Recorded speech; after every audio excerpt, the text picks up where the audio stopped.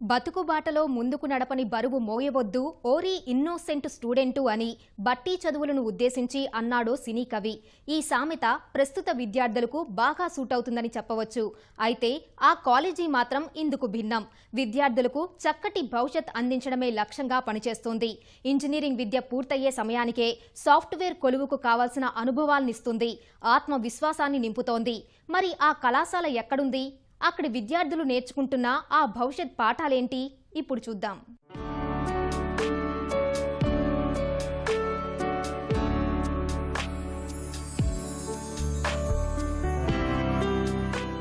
విద్యార్థుల్లో ఇంజనీరింగ్ విద్యార్థులు వేరు.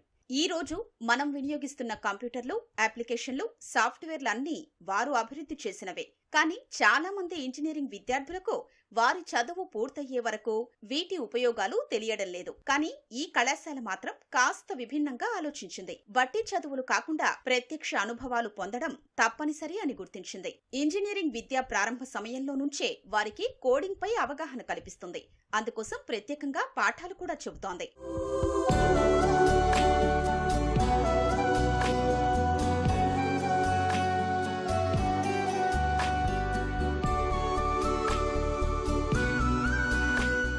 సాఫ్ట్వేర్ అప్లికేషన్ తయారీ అంటే పవన్ కళ్యాణ్ సినిమా చూసిన దానికంటే ఎక్కువ కిక్ వస్తుందంటున్నారు ఈ విద్యార్థులు. ఎందుకంటే విషయం నేర్చుకునే విధానం ఆ విధంగా ఉంటుంది. మరి అదెలానో మీరు చూడండి.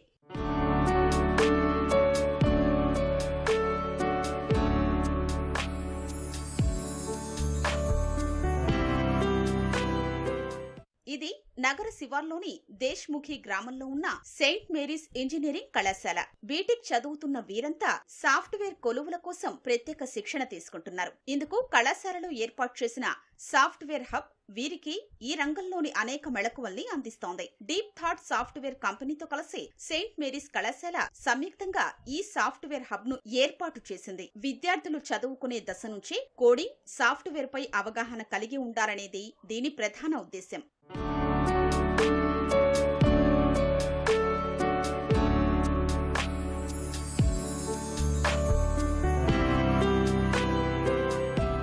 ఇంజనీరింగ్ పూర్తయ్యాక సాఫ్ట్వేర్ ఉద్యోగాల కోసం కంపెనీల చుట్టూ తిరిగే యువతకు నిరాశ ఎదురవుతోంది. చదువుతో సంబంధం లేని అనేక ఉద్యోగాల్లో అరకొర జీతాలతో జీవితాల్ని నెట్టుకొస్తున్న పరిస్థితులు ఏర్పడుతున్నాయి. ఈ స్థితిని దాటాలని భావించిన కళాశాల ఇంజనీరింగ్ లో ఉండగానే విద్యార్థులకు అనేక సాఫ్ట్వేర్లు నేర్పించాలని సంకల్పించింది. దీనికోసం డీప్ థాట్ సంస్థతో కలిసి సాఫ్ట్వేర్ హబ్ ఆలోచనకు శ్రీకారం చుట్టింది. దేశ యువతలో అపార మేధో సంపత్తి ఉంది. ఆ మేధస్సంతా వివిధ దేశాలకు తరలి వెళుతోంది. అది మారాలంటే విద్యా వ్యవస్థలోని సవాళ్లను సరిచెయ్యాలని అంటున్నారు సాఫ్ట్వేర్ హబ్ వ్యవస్థాపకుడు తరుణ్. ఆ ఉద్దేశంతోనే సాఫ్ట్వేర్ హబ్ ఏర్పడిందని అంటున్నాడు తరుణ్. ఈ సాఫ్ట్వేర్ హబ్ కాన్సెప్ట్ ఏంటంటేనండి, ఈ రోజుల్లో పిల్లలు చాలామంది బీటెక్ చేస్తున్నారు. 4 ఏళ్ళు బీటెక్ అయిన తర్వాత కూడా సాఫ్ట్వేర్ ఉద్యోగం రావట్లే. సిఎస్సి చేసిన వాళ్ళు కూడా. కానీ సివిల్ ఇంజనీరింగ్ చేసిన వాళ్ళు, ఏమాత్రం సంబంధం లేని వాళ్ళు, కేవలం 3 నెలలు అమీర్పేట్లో ట్రైనింగ్ తీసుకుని సాఫ్ట్వేర్ ఉద్యోగం తీసుకుంటున్నారు. అంటే ఏంటి, 4 ఏళ్ళు బీటెక్ టైం సరిగ్గా స్పెండ్ అవ్వట్లేదనే కదా. అండ్ ఇంకోటి, ఒక ఫ్రెషర్ వెళ్ళి జాబ్ కోసం అప్లై చేస్తే నీకు ఎంత ఎక్స్పీరియన్స్ ఉంది అని అడుగుతున్నాడు. ఆ ఫ్రెషర్ ఏమో మీరు ఉద్యోగం ఇస్తే కదా నాకు ఎక్స్పీరియన్స్ వచ్చేది అంటున్నాడు.